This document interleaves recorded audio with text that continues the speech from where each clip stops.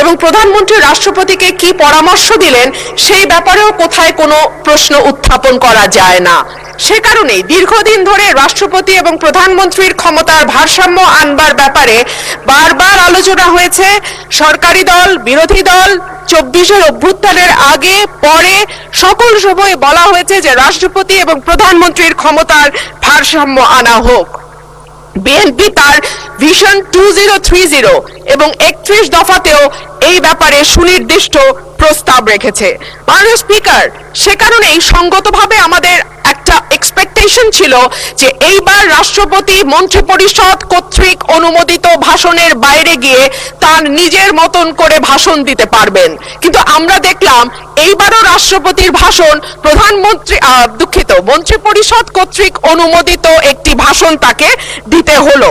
So আমরা যদি এতটুকু স্বাধীনতা মাননীয় স্পিকার রাষ্ট্রপতিকে দিতে না পারি, তাহলে আর আমরা কোন ভারসাম্যের কথা বলছি?